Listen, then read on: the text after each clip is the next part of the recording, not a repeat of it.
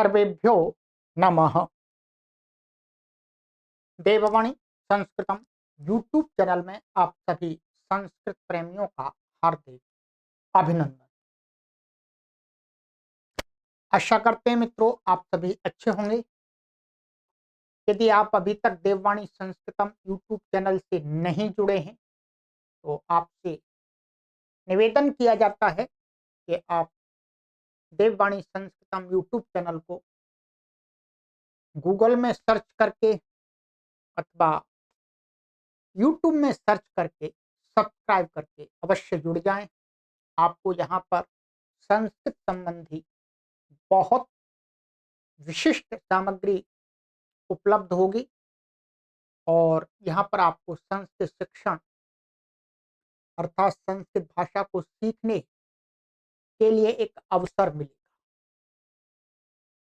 तो मित्रों आइएगा, एक हमने श्रृंखला का आरंभ किया हुआ है प्रत्ययमाला अर्थात संपूर्ण पाणिनीय व्याकरण प्रत्ययमाला। एक कक्षा हमारी हो चुकी है और ये हमारे उन सभी पाठकों के लिए बहुत उपयोगी सीरीज है जो व्याकरण की जानकारी रखना चाहते हैं। तो एक कक्षा हमने प्लेलिस्ट बना दी है संपूर्ण पाणिनीय व्याकरण प्रत्ययमाला। उसमें आप पीछे की कक्षा यदि आपने नहीं देखी है तो अवश्य देख लें और आगे की कक्षाएं भी आपको उसी प्लेलिस्ट में प्राप्त होंगी। इन कक्षाओं को आप जब चाहें तब देख सकते हैं अपनी सुविधा के अनुसार। इसके अतिरिक्त आप ऐप के अंदर भी देख सकते हैं। तो गत कक्षा में हमने कुछ प्रत्यय के विषय में चर्चा कर ली थी और इतनी बात हमारी हो गई थी मित्रों कि ये कृत प्रत्यय के अंतर्गत ही एक प्रत्यय है कृत्य प्रत्यय। ठीक है, क्या है? कृत्य प्रत्यय। कृत्य प्रत्यय कितने? 7। ये मैंने आपको लिख करके बता दिए थे। अब इनका क्या करेंगे, हम इनमें से विशिष्ट जो प्रत्यय हैं उनका आपको प्रयोग भी दिखाएंगे। केवल प्रत्यय के विषय में नहीं बताएंगे, उन प्रत्यय को लगाकर बने हुए जो शब्द हैं उनका प्रयोग भी वाक्य में करना सिखाएंगे उदाहरण के तौर पर। ठीक है, प्रयोग आपको करना होगा। तो ये 7 प्रत्यय थे, तव्यत प्रत्यय, तव्य प्रत्यय, अनियर प्रत्यय, केलमर प्रत्यय, यत प्रत्यय, क्यप प्रत्यय और इणित प्रत्यय। कितने? 7। ये कृत्या जो कृत्य हैं इनको इनका नाम रखने वाला एक सूत्र है कृत्याह। ठीक है, क्या सूत्र है? कृत्याह। तो कृत्याह सूत्र मैंने गत कक्षा में तो नहीं लिखाया था। अब मैं आपको सूत्र बता देता हूं। ये क्या है? कृत्याह। ये सूत्र है तीसरे अध्याय के प्रथम पाद का। ये था हमारा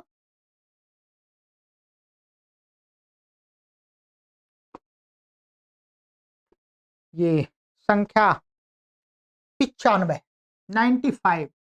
शायद मैंने बताया भी था आपको, कोई बात नहीं, दोबारा सुन लीजिएगा। 95 ये कृत्या, ये सूत्र है। ये कहता है कि यहाँ पर ये सूत्र, इसके आगे कुछ प्रत्यय हैं उनका नाम है कृत्य। ठीक है। अब कृत्य प्रत्यय में सबसे पहले आज हम प्रत्यय पर चर्चा करेंगे। इन 2 प्रत्ययों को लेते हैं, एक तव्यत प्रत्यय और तव्य प्रत्यय। ठीक है, आइए क्या है? तव्यत प्रत्यय और तव्य प्रत्यय ध्यान रखेंगे। ये मैंने कुछ बता भी दिया था, फिर मैं रिपीट कर देता हूँ। ये जो तव्यत प्रत्यय और तव्य प्रत्यय है, इसमें जो ता है उसकी व्याकरण के सूत्रों से क्या हो जाती है? इत संज्ञा हो जाती है हलंत्यम, और ये उसका तस्य लोपा दर्शनम लोपा ये हट जाता है। या व्याकरण पूरा व्याकरण पढ़ेंगे क्रम से तब समझ में आएगा। तो तब्यत में क्या है, ये इसका कभी प्रयोग नहीं होता, इसके दूसरे कार्य हैं, उस कार्यों को जानने की आवश्यकता यहां नहीं है। तो तब्यत का भी तब्य बचता है और तब्य प्रत्यय ये है, ये भी ऐसा ही बचता है। तो कुल मिलाकर के इन दोनों प्रत्ययों के जो शब्द बनते हैं वो देखने में एक जैसे ही बनते हैं, ठीक है। अर्थात बोलचाल की भाषा अथवा जो लौकिक भाषा कह सकते हैं, साहित्य की भाषा, उसमें इन दोनों प्रत्ययों में से हम किसी का भी प्रयोग करेंगे तो एक जैसा ही शब्द हमें बोलना पड़ता है, ठीक है। ये ध्यान रखेंगे। इसमें ये जो भेद कहाँ के लिए किया गया है, ये किया गया है वैदिक शब्दों के लिए। वैदिक शब्दों में अंतर होता है, इस प्रत्यय से बना हुआ शब्द का उच्चारण थोड़ा अलग होगा और इस प्रत्यय से बने हुए शब्द का उच्चारण थोड़ा अलग होगा। देखने में तो दोनों एक जैसे लगेंगे परंतु उच्चारण में भेद आएगा। परंतु लोक में कोई भेद नहीं होता, दोनों के द्वारा एक जैसे शब्द बनते हैं और इसलिए इन दोनों प्रत्ययों को हम एक प्रत्यय मानते, ये मानते हैं तब्य प्रत्यय, ठीक है। ये समझ लीजिए, तब्य प्रत्यय के शब्दों का प्रयोग हमें भरपूर करना पड़ता। अब आइए, ये तब्य प्रत्यय किससे होता है, ये आपको बता दिया था कि जो कृत प्रत्यय होते हैं, ये कृत भी है, ये कैसा है, कृत भी है और कृत्य भी है। तो ये प्रत्यय होते हैं धातु, किससे होते हैं, धातु से। तो हमेशा ये धातु धातु से ही ये तब्य प्रत्यय आएगा, समझ लीजिएगा पूरा तब्य प्रत्यय। हमारे पास में पूरे जो महर्षि पाणिनि की धातुएं हैं, धातु पाठ के अंदर, धातु पाठ है, जितनी भी रूट्स हैं सभी से क्या है, सभी से ये तब्य प्रत्यय आ जाता है। तब्य तब्य तब्यत जो भी है, तब्य प्रत्यय सभी धातुओं से, ठीक है। धातु मात्र से ये तब्य प्रत्यय। अब धातुएं क्या है, धातुएं के विभाग किए गए, क्या, धातुओं के विभाग यहां पर हमें क्या चाहिए, धातुएं ध्यान रखेंगे, धातु एक प्रकार की धातु हम कहते हैं, इसको कहते हैं सेठ, क्या है, सेठ धातु। सेठ का मतलब होता है कि उस धातु के बाद में ये ई जुड़ जाता, धातु के पीछे ई, अर्थात ऐसा कह सकते हैं कि हम कोई प्रत्यय लाएंगे धातु से तो उस प्रत्यय को, माने इस प्रत्यय को कहेंगे, कोई नहीं, उस प्रत्यय को, इस तब्य प्रत्यय को ई जुड़ जाए। सेठ धातु क्या है, सेठ धातु, सेठ धातु का अर्थ है जिनको इट हो। तो जब सेठ धातुओं से हम जब तब्य प्रत्यय करते हैं तो वो वास्तव में क्या हो जाता है, ई तब्य उसमें जुड़ता है, धातु में ई तब्य ऐसा रूप जुड़ता है। और कुछ धातुएं अनिट, दूसरे प्रकार की धातु कैसी है हम बताई गई है, अनिट। अनिट अर्थात जिनमें इट नहीं होता है, अर्थात ये ई नहीं लगता है, उसमें क्या होता है, उससे सीधा ऐसा ही ये तब्य रहेगा। ये तब्य प्रत्यय लाएंगे धातुओं से तब की बात बता रहा हूं। जब सेठ धातु से तब्य प्रत्यय लाएंगे तो तब्य प्रत्यय के आदि में हमें ई जोड़ना पड़ेगा, और जब अनिट धातुओं से प्रत्यय लाएंगे तब्य तो हमें इसमें ई नहीं जोड़ना, प्रत्यय ही रहेगा। एक तो ये हमें ध्यान रखना होगा, इसके अभी हम उदाहरण देखेंगे। दूसरा तव्य प्रत्यय है, जब लाएंगे धातु से तो दूसरी बात हमें ध्यान रखनी है कि यदि धातु धातु के अंत में है, धातु के अंत में यदि ई है, ई अथवा ई है, अथवा ऊ है, अथवा ऊ है, ध्यान रखें धातु के अंत में, धातु का जो अंतिम वर्ण है उसमें ऊ या ऊ है या री है, ध्यान रखेंगे, अथवा री है, दीर्घ री। ये बहुत महत्वपूर्ण है आपको तव्य प्रत्यय को धातु से लगा करके शब्द बनाने के लिए। यदि धातु के अंत में इन दोनों में से कोई भी है, ह्रस्व इकारांत धातु है अथवा दीर्घ इकारांत धातु है, अथवा ह्रस्व उकारांत धातु है अथवा दीर्घ उकारांत धातु है, अथवा ह्रस्व ऋकारांत धातु है अथवा दीर्घ ऋकारांत धातु।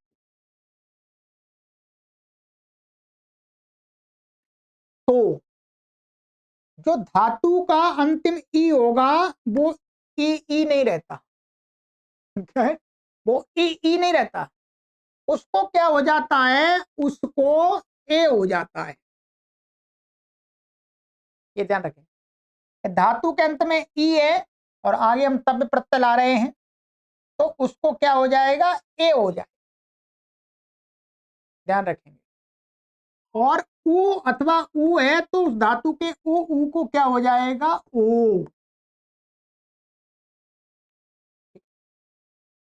और री अथवा री है तो उसको हो जाएगा अर, री अथवा री को अर हो जाता,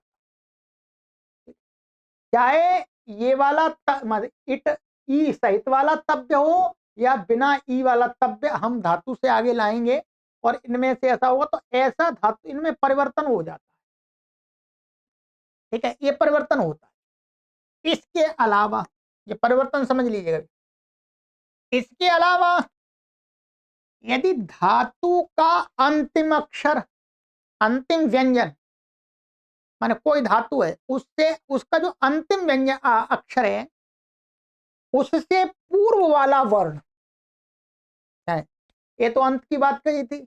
अब धातु के अंतिम वर्ण से पूर्व का वर्ण यदि ये है ई, ये ह्रस्व ई, इसमें दीर्घ नहीं आएगा, अथवा ऊ है ह्रस्व ऊ, अथवा ह्रस्व री, यहां पर ये विशुद्ध है, यहां पर ह्रस्व ह्रस्व ले जाएंगे, धातु के अंतिम वर्ण से पूर्व वाला वर्ण या तो ई है या ऊ है या री है, तो इनको भी क्या हो जाता है, इसको भी ए हो जाएगा और इसको भी ओ हो जाएगा और इसको भी क्या हो जाएगा, आर हो जाएगा। अभी आपको धातु दिखा देंगे, ठीक है। ये परिवर्तन तो होने,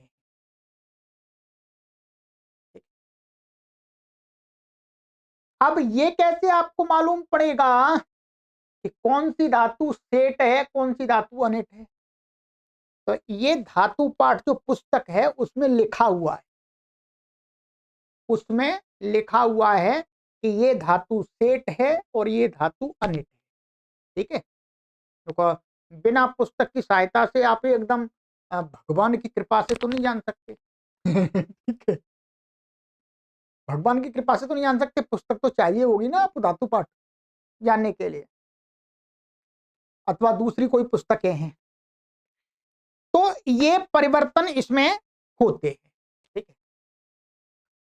अब आइएगा, अब जैसे जैसे ये मानिएगा हम यहां से लेते हैं,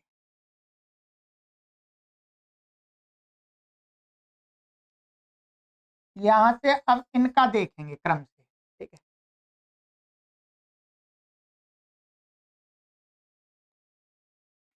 ये मानिएगा हमने धातु ली ये, शी धातु है। शी धातु क्या है? चयन करने अर्थ में। किस अर्थ में? चयन करने अर्थ। और इसके आगे हम तव्य प्रत्यय ले आते हैं। क्या ले आए? तव्य। अब देखिए ये अंत में है तो इसको क्या हो जाएगा? ये धातु कैसी है? ये अनिट है। ध्यान रखें, ये कैसी है? अनिट है। ये धातु अनिट है, तो इसलिए यहां पर ई नहीं जुड़ेगा। ई नहीं जुड़ेगा, तो इसलिए इसमें क्या हो जाएगा? छे। छे हो गया। और यहां पर तव्य है ये।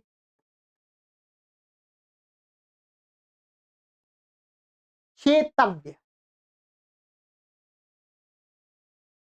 क्या बन गया ये? क्षेतव्य।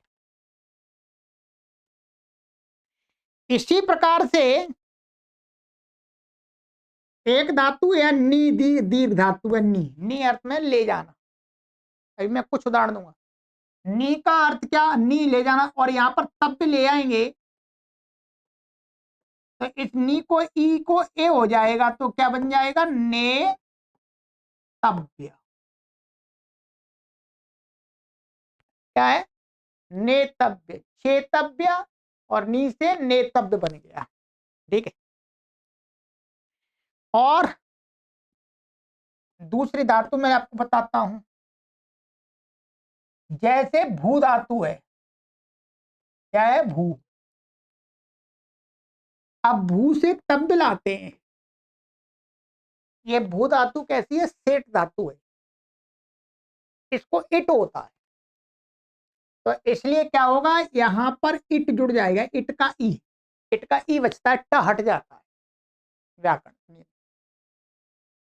और अब इसको क्या हो जाएगा? इसको ओ हो जाएगा। जो मैंने आपको बताया था, इसको गुण बोलते हैं। वास्तव में क्या हो जाता है? गुण। गुण हो जाता है। भो और ये ई है और ये तव्य बन गए।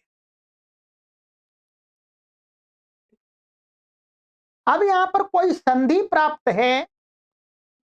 कोई संधि प्राप्त है तो संधि हो जाएगी हमेशा। ध्यान रखिए, यहां पर कोई संधि प्राप्त नहीं थी, यहां पर कोई संधि प्राप्त है। कौन सी? एचो यवा याव, माने यहां पर अब संधि प्राप्त है, माने अयादि वाली संधि। अर्थात भो को क्या हो जाएगा? भव हो जाएगा। भव और ये ई और ये तव्य। ध्यान रखेंगे। ठीक है। ये क्या बन गया? ये भवितव्य बन गया।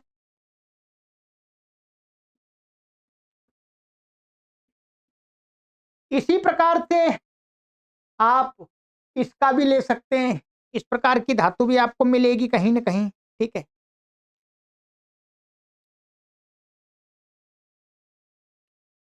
मैं और बताता हूं, दूसरी धातु बताता हूं। एक छिद। क्या है? एक छिद धातु है। ठीक है।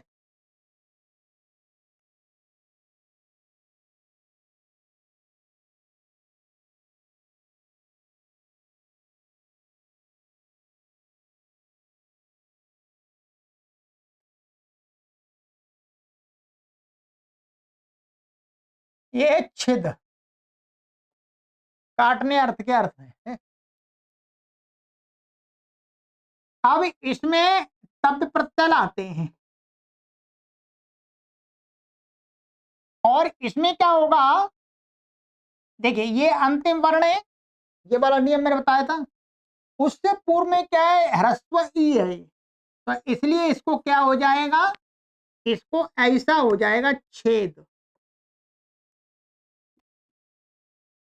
और ये धातु अनिट है। कैसी है? अनिट है। इट नहीं होता तो ये ऐसे रहेगा। तो ये क्या हो जाएगा? यहाँ पर छे। और यहाँ पर संधि प्राप्त हो रही है द और त। कौन सी संधि प्राप्त हो रही है? खरीच। खरीच संधि प्राप्त हो रही है तो क्या हो जाएगा, इससे द को त हो जाएगा, तो ये क्या बन जाएगा, क्षेत्रव्य, ये बन गया।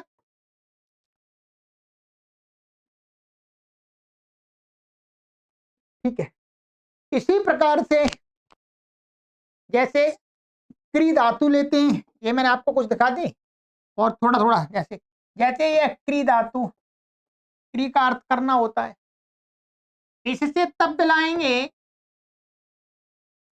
क्री धातु कैसी है, अनिट है, कैसी है, अनिट। तो यहां पर मैंने क्या बताया था, अंत में री होगा तो उसको क्या हो जाएगा, अर हो जाएगा, तो ये कर हो गया, करतव्य, और इसको मिला के क्या लिख देते हैं, कर्तव्य। ये तो प्रयोग होता है बहुत। कर्तव्य का अर्थ क्या होगा, करने योग्य अथवा करना चाहिए, ये चाहिए अथवा योग्य ये अर्थ होते हैं, बताए थे मैंने, आज फिर प्रयोग में दिखाएंगे।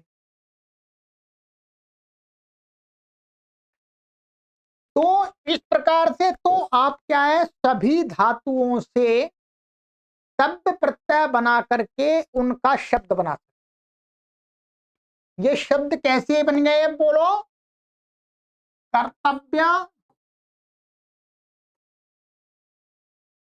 क्षेतव्य, भवितव्य, नेतव्य, चेतव्य, ये कैसे शब्द हो गए, इनको बोलते कृदंत। कैसे शब्द है ये, कृदंत, क्योंकि एक कृत संज्ञा है, तब्य की कृत संज्ञा भी है, कृत संज्ञा भी है, साथ में कृत संज्ञा भी है, इसलिए इनको कृदंत बोलते हैं, क्योंकि इसके इनके अंत में कृत प्रत्यय है, तब्य प्रत्यय है, कृत, तो इसलिए कृदंत। अब ये ध्यान रखेंगे, अब जो तव्य प्रत्ययांत शब्दों का हमें प्रयोग करना होता है साहित्य में, अनुवादों में, तो इनके ये तो हमने मूल शब्द बताए आपको। अब ये शब्द तीनों लिंगों में इनके रूप चलते हैं, क्या है, तीनों लिंगों में, पुल्लिंग में, स्त्रीलिंग में और नपुंसकलिंग, ठीक है, और तीनों वचनों में चलते हैं, एक वचन में, द्विवचन में, बहुवचन में, और सातों विभक्तियों में चलते हैं, ध्यान रखेंगे, क्या, सातों विभक्तियों में चलते हैं, ये आपको ध्यान रखना है। तो ये क्या बन गए, शब्द रूप बन गए, ये बात है, शब्द रूप माने शब्द, उनके शब्द रूप होते हैं, ये शब्द है। कहां पर एक वचन होगा, कहां नपुंसकलिंग होगा, कहां पुल्लिंग होगा, कहां स्त्रीलिंग होगा, ये वाक्य बताता है हमें, वाक्य में नियम। अब क्या है, जो तव्य प्रत्यांत शब्द होते हैं उनके, जैसे मानिएगा उनके पुल्लिंग में रूप चलते हैं राम के, कैसे, राम के, रामवत, पुल्लिंग में चलते हैं रामवत, जैसे कर्तव्य, क्या है, कर्तव्य, दिखा दिया, एक दिखाया। और स्त्रीलिंग में चलते हैं रमावत, ध्यान रखेंगे, रमावत, क्या, कर्तव्या, आ जुड़ जाता है इसमें। और नपुंसकलिंग में चलते हैं गृहवत या फलवत, हम फलवत कर देते हैं, क्या है, फलवत, जैसे कर्तव्यम,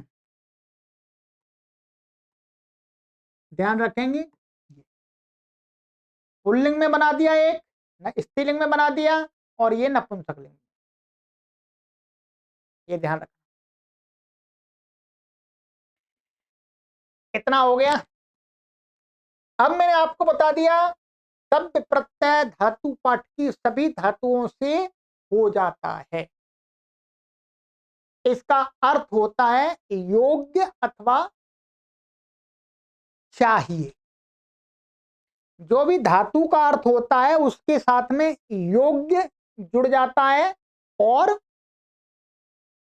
चाहिए जुड़ जाता है। जैसे क्री धातु का अर्थ है करना, तो तब भी आ गया तो करना चाहिए अथवा करने योग्य, करना चाहिए अथवा करने योग्य। ऐसे ही छेतव्य, काटना चाहिए अथवा काटने योग्य। समझ लीजिएगा आप, मैं पूरी कक्षा इसी प्रत्यय को लेकर के बना रहा हूं, आज आपको ये पूरी तरह से समझ में आना चाहिए। और नेतव्य माने ले जाने योग्य अथवा ले जाना चाहिए। चेतव्य चयन करने योग्य अथवा चयन करना चाहिए। ध्यान रखेंगे, यदि इस प्रकार की धातु मैंने बताई जिनके अंत में इसके अलावा जो दूसरी धातुएं हैं उनसे शब्द प्रत्यय ला करके कोई परिवर्तन नहीं होता, वैसी जैसी धातु है उसमें शब्द प्रत्यय जोड़ देते हैं और शब्द बन जाता है। ठीक है, ये होंगे तब, ये मैंने बताया था। जैसे मानिएगा पठ धातु है, क्या है, पठ, पढ़ने अर्थ में। अब पठ धातु में तो कुछ भी नहीं है, तो ऐसी की ऐसी रहेगी। अब यहाँ पर ये धातु सेठ है, तो यहाँ पर क्या है, तब्य प्रत्यय आ गया। क्या आ गया, तब्य, और यहाँ पर ई जुड़ जाएगा इसमें, क्योंकि ये सेठ धातु है। कैसे मालूम पड़ेगा, धातु पाठ पुस्तक से। तो ये शब्द क्या बन जाएगा आपका, पाठी तब्य। पठितव्य का अर्थ होगा पढ़ना चाहिए अथवा पढ़ने योग्य।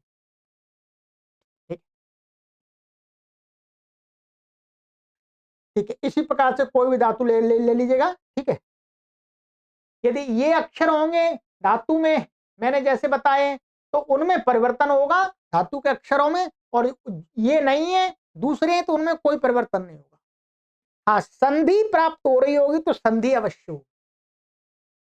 ठीक है, संधि अवश्य। सभी धातुओं से अभ्यास आपको करना है, जितनी इसका कर लेंगे। ऐसे बहुत सारे पुस्तकें हैं जिनमें बहुत सारी धातुओं के तब्य प्रत्यय के रूप बने हुए। अब इनका हमें देखना है प्रयोग। प्रयोग में कठिनाई आती है प्राय करके। क्या आती है, प्रयोग करने में कठिनाई आती है। उस कठिनाई मैंने आपको बताया था कि जो कृत प्रत्यय होते हैं, क्या है, ये कृत प्रत्यय जो होते हैं, ये कृत प्रत्यांत जो शब्द होते हैं, इनके साथ जब हम वाक्य बनाते हैं, इनके साथ जब वाक्य बनाते हैं, तो वो वाक्य क्या होता है, कर्म वाच्य होता है अथवा भाववाच्य होता है। ध्यान रखें, क्या होता है, भाववाच्य।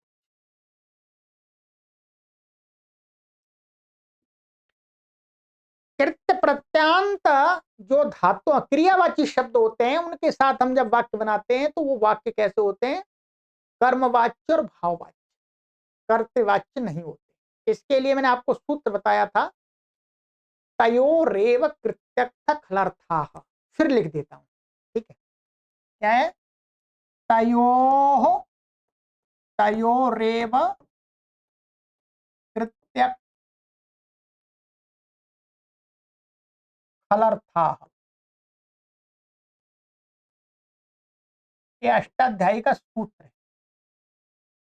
यहाँ पर ये कृत्य कृत्य दिया हुआ है, हमें अभी कथा प्रत्यय से कुछ लेना देना नहीं है, वो आगे कथा प्रत्यय आएगा तब देखेंगे। और खल अर्थ, खल के अर्थ वाला वो देखना भी नहीं।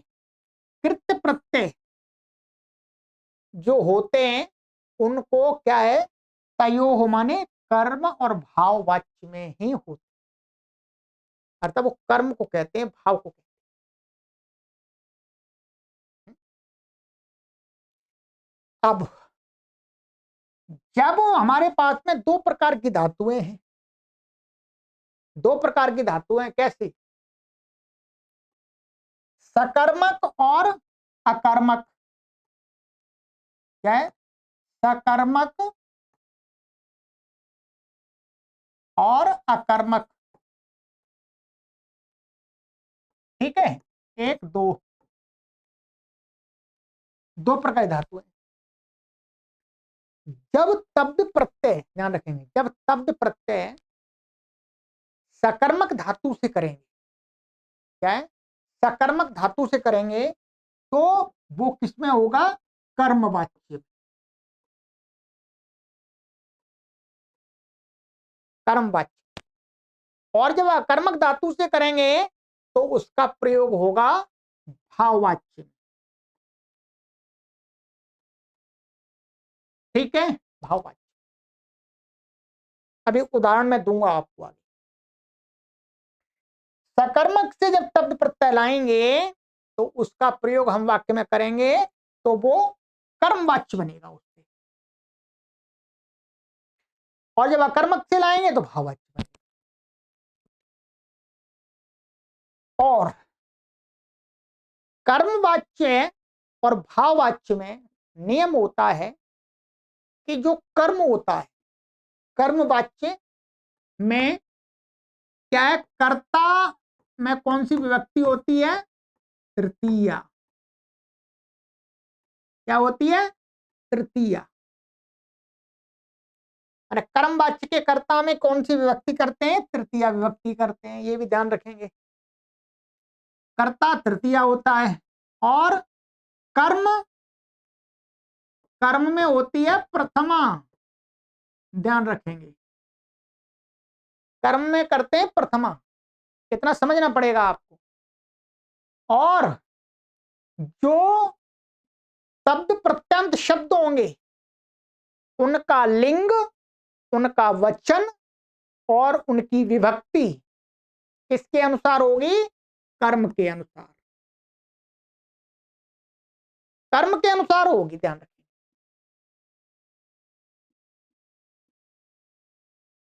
और भाववाच्य में कर्ता में तृतीया होती है, कर्ता में तृतीया होती है, और कर्म होता नहीं है, कर्म होता नहीं है।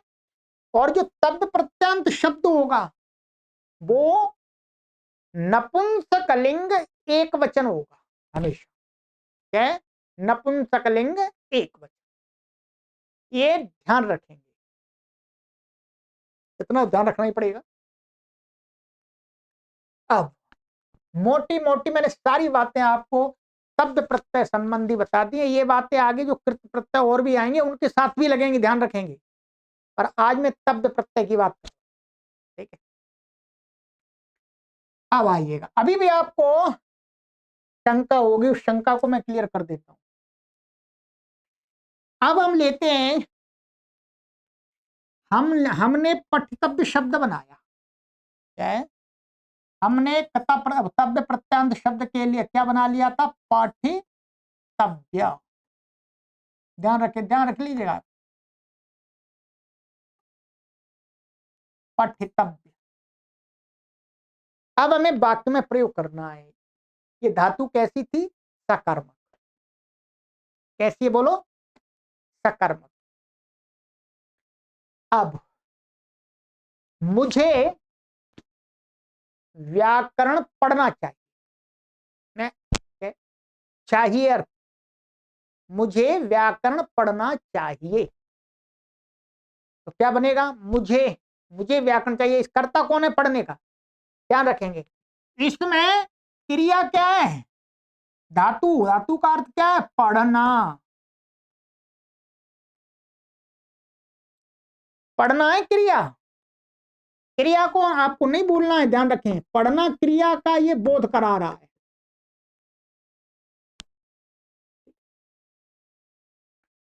अब मैंने ये बताया आपको कि जब हम इसका प्रयोग करेंगे शब्द प्रत्यंत का सकर्मक धातु वाले का, तो वो कर्मवाच्य में होगा, मुझे व्याकरण पढ़ना चाहिए। अब वाक्य क्या बनेगा, आप भी बनाइएगा। मुझको कहने वाला शब्द है अस्मद, अस्मद का तृतीया का क्या है, कर्ता में तृतीया होती है, तो क्या होगा, मया, ध्यान रखें, मया, इसमें देखिए, मुझे व्याकरण पढ़ना चाहिए, तो पढ़ना क्रिया का कर्ता तो मैं हो गया। क्या हो गया कर्ता? तो पढ़ने वाला तो मैं ही हूं। कर्म क्या हो गया? व्याकरण। व्याकरण शब्द कैसा है? नपुंसकलिंग। व्याकरण शब्द कैसा है? नपुंसकलिंग। तो व्याकरण में क्या करनी है? प्रथमा विभक्ति। व्याकरण और व्याकरणम। ठीक है, व्याकरणम। अब पढ़ना चाहिए। अब ये जो पठितव्य का हमें प्रयोग करना है इसमें, तो इसके अनुसार करना पड़ेगा। ये कर्म है, ये कर्म में प्रथमा विभक्ति है, ध्यान रखेंगे, नपुंसकलिंग शब्द है। तो क्या होगा? व्याकरणम। ये कैसे होता है? तो नपुंसकलिंग में शब्द प्रत्यांत के फलवत।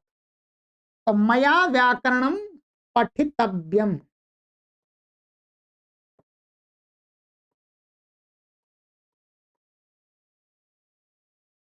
ठीक है,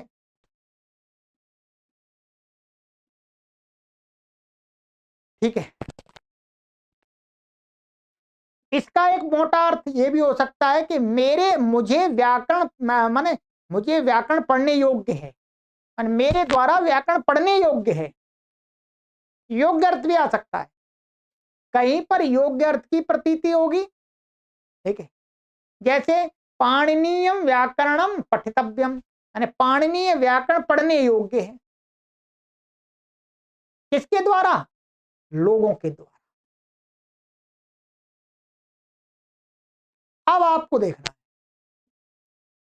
इस पढ़ना क्रिया ध्यान रखेंगे, ये हमेशा आपको ध्यान रखना है कि तव्य प्रत्यय जिस धातु से लाए हैं, वो धातु किस क्रिया को कह रही है। उस क्रिया के प्रति हमें कर्ता और कर्म देखना। बस। क्या है? उस क्रिया के प्रति हमें कर्ता और कर्म देखना है, और किसी दूसरी धातु के साथ नहीं देखना। ठीक है, मया व्याकरणम पठितव्यम। अब इसी प्रकार से और बना लीजिएगा, जैसे छात्रैः व्याकरणम पठितव्यम। बहुत सारे छात्र बहुवचन हो गए, परंतु यहां पर यही रहेगा, छात्रैः व्याकरणम पठितव्यम। अब दूसरा ले, जैसे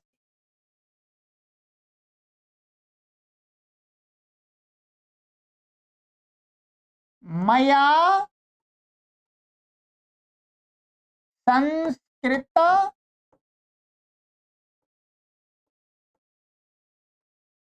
ग्रंथाः। अब मुझे संस्कृत के ग्रंथ पढ़ने चाहिए, तो मया संस्कृत ग्रंथाः पठितव्याः। क्या है? पठितव्याः। क्या हुआ? मेरे द्वारा संस्कृत के ग्रंथों को पढ़ा जाना चाहिए। ये कर्म है किसके प्रति? इस धातु के प्रति। इस क्रिया के प्रति ये कर्म है, इसलिए ये कर्म में क्या है? पुल्लिंग है और बहुवचन है, इसलिए यहां पर भी बहुवचन आएगा, पुल्लिंग आएगा, पठितव्याः।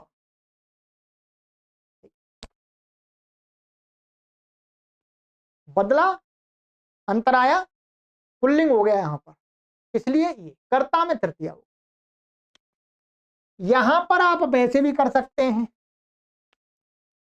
कि छात्र ही, आप छात्र ही कर दीजिएगा आप, तो भी क्या है?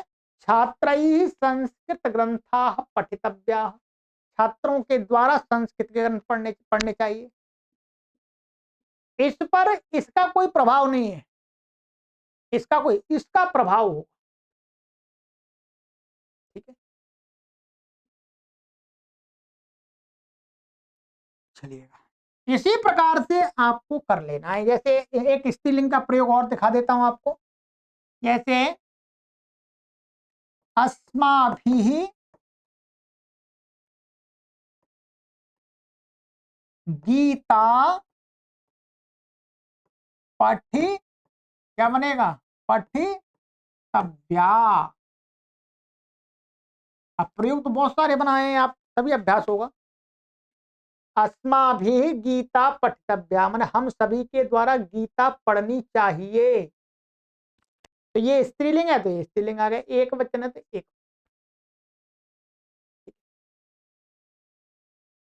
अब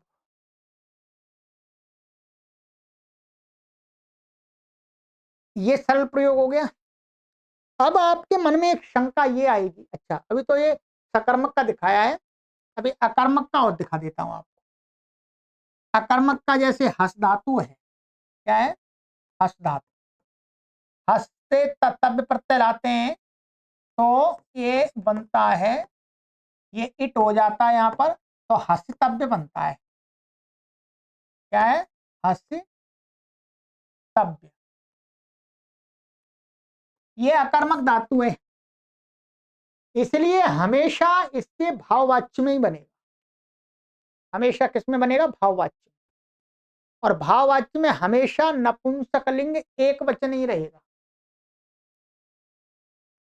नपुंसकलिंग एक वचन। कर्म होगा नहीं। जैसे मया हसितव्यम,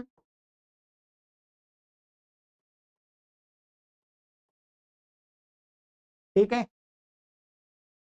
मया हसितव्यम, मया की जगह आप कर दीजिएगा छात्रैहि, तो भी वही रहेगा।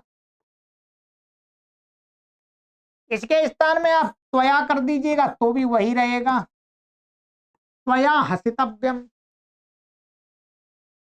इसमें कोई परिवर्तन नहीं होगा, इनमें बदलता होता। तृतीय विभक्ति रहेगी यहाँ पर सब जगह, ध्यान कर्ता में। इस धातु का हसना का कर्ता कौन है? ये कर्ता में तृतीय हो, ये बांधता है भाववाची। हसितव्यम का अर्थ होगा हंसना चाहिए, हंसने रूपी करना क्रिया करने योग्य है हम सभी के द्वारा, ये अर्थ निकल के आता है। ठीक है। इसी प्रकार से आपको सभी शब्द प्रत्यांत शब्दों का प्रयोग देखना। अब मानिएगा, अब आगे की बात। ये तो मैंने आपको ये दिखा दिया सब जगह, ये शब्द प्रत्यांत शब्दों में प्रथमा विभक्ति का प्रयोग दिखाया है। क्या है? प्रथमा विभक्ति।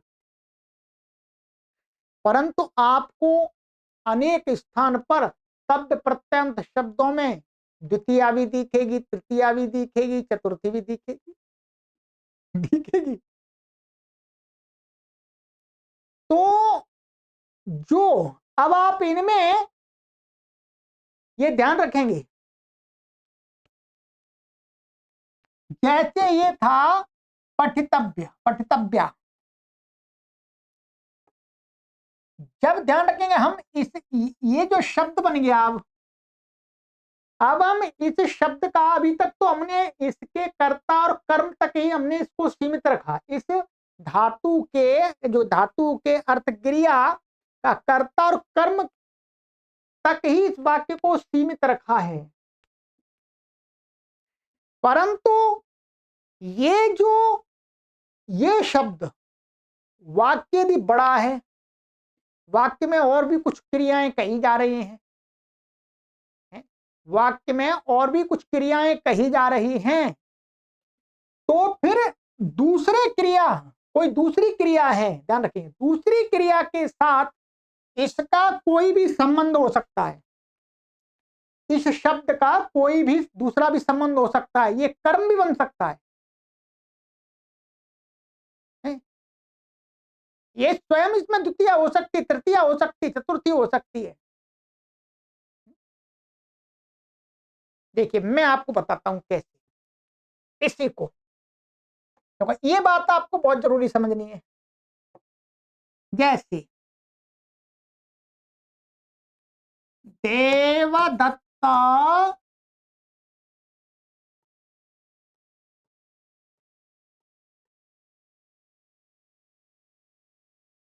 अस्माभिः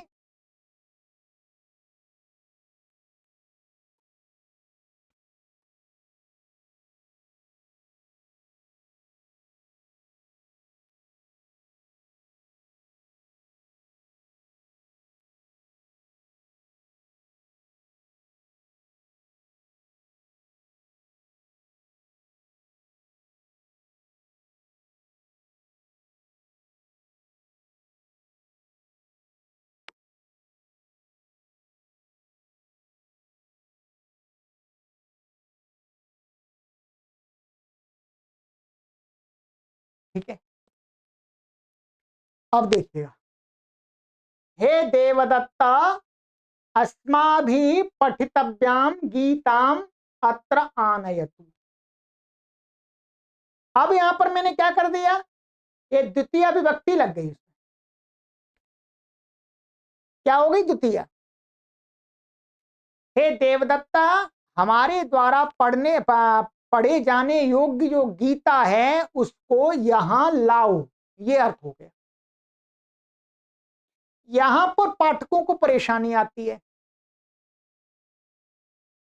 ये छोटे छोटे वाक्यों में तो हम जब सिंगल वाक्य होता है एक क्रिया वाला, जिस धातु से हम तब प्रत्यय लाते हैं मात्र उसी धातु का हम वाक्य बनाते हैं, तब तो कोई कठिनाई नहीं आती। कठिनाई तब आती है जब हम तब प्रत्यांत शब्द का दूसरे धातु के साथ में हम उसका संबंध जोड़ते हैं।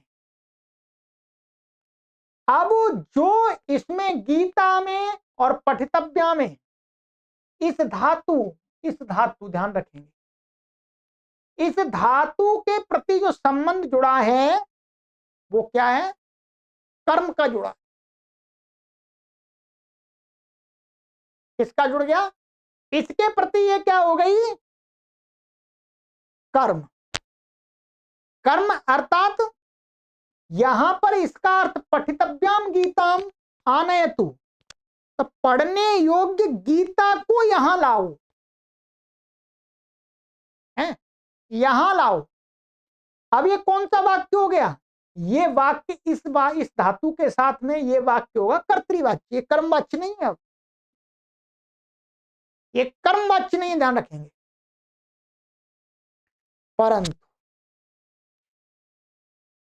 ये जो तब्द प्रत्यय है ये किसमें होता है, कर्मवाच्य। ये कर्मवाच्य में अब भी है, क्या ये कर्मवाच्य में अब भी है, परंतु इस धातु के प्रति एक कर्मवाच्य में नहीं है। ये थोड़ी सी बात टेढ़ी है, समझ में आई तो समझिएगा, साहित्य को पढ़ेंगे तो अपने आप मस्तिष्क में बैठ जाएगी।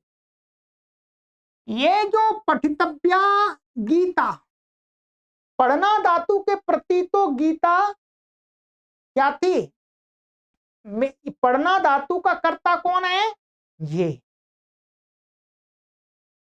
इसमें जो तृतीया हो रही है तो किस कारण से हो रही है, इसके प्रति इसे जो तब्द प्रत्यांत जो शब्द है पठितव्याम, इसके कारण से यहां पर तृतीया हो रही है, कर्ता तो इसका है, इसका कर्म ये हो गया, कर्म हो गया।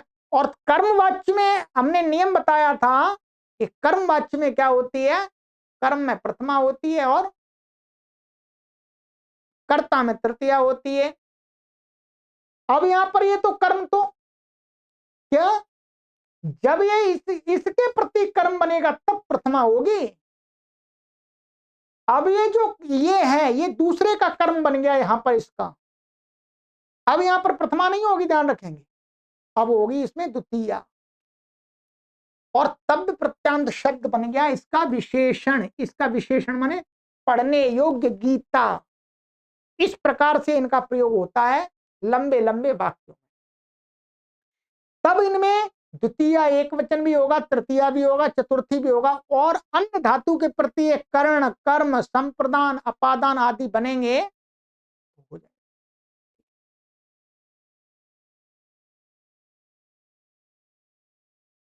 तो ये आपको मैंने आज बताया है, ठीक है इसका। अब आप वाक्यों पर अभ्यास करेंगे, जो कहो मैं कितने वाक्य बना सकता हूं, इसमें इतना समय हो गया, इतना समय हो गया, ये बहुत महत्वपूर्ण चीज है। आप 50, 100, 200 वाक्य बनाएंगे और संस्कृत की पुस्तक को पढ़ें, ठीक है, तब आपको अभ्यास होगा। तो तब प्रत्यांत का ये वाला प्रयोग थोड़ा कठिन होता है, परंतु ये प्रयोग भी जब हम प्रौढ़ साहित्य में प्रवेश करते हैं तो करना पड़ता है, ठीक है। तो पहले तो आप इस प्रयोग को सीखें, इस प्रयोग को, इस वाले प्रयोग को। इस प्रकार से आप सभी धातुओं से तब प्रत्यय ला करके प्रयोग करना सीख जाएंगे, कोई परेशानी नहीं होगी, ठीक है। ये तब प्रत्यय का आज का मैंने विषय पूरा कर दिया है, ठीक है। इसके अलावा और भी आप गहराई में जाना चाहते हैं तो फिर आपको पढ़ना पड़ेगा क्रमबद्ध तरीके से महर्षि पाणिनि का संपूर्ण व्याकरण। संपूर्ण व्याकरण का कोर्स हमने आपके लिए पूरा तैयार कर दिया गया है। अष्टाध्यायी भाष्य प्रथमावृत्ति का ऑनलाइन कोर्स आप हमसे व्हाट्सएप पर संपर्क करके नंबर ले लीजिए, वो प्लेलिस्ट के लिंक ले लीजिएगा, पढ़ते रहिए। और सामान्य आप प्रयोग सीखना चाहते हैं तो इतना काफी, ठीक है। ये मैंने आपको समझा। चलिए अब अगली कक्षा में हमारा प्रत्यय आएगा, ध्यान रखेंगे। अब आपको क्या करना है, जो मैंने प्राय करके इसमें नियम बताए हैं वही नियम आगे के प्रत्ययों में भी लगेंगे। अब हम अगली कक्षा में बताएंगे आपको अनियर प्रत्यय का प्रयोग, केलिमर का प्रयोग, ठीक है, इसका केलिमर। चलिएगा जितना भी हो सकता है एक दो प्रत्यय ऐसे बनाएंगे। आज की कक्षा तो अब शब्द प्रत्यय का प्रयोग ऐसा है वास्तव में, तो सामान्य रूप से मैंने आपको मोटा मोटा सारा बता दिया। इतना भी यदि आप जान जाते हैं, समझ जाते हैं तो बहुत कुछ, बहुत कुछ। और व्याकरण का कोई अंत नहीं है, व्याकरण का कोई अंत नहीं है। आप कहें मैं व्याकरण का सर्वज्ञ हूं, नहीं, मैं भी पढ़ता हूं तो उसमें नई नई चीजें हैं। जितना आप अधिक पढ़ेंगे उतना नई नई बातें। अपने मित्रों को अवश्य शेयर करते रहें इस सीरीज को। सर्वेभ्यो नमः।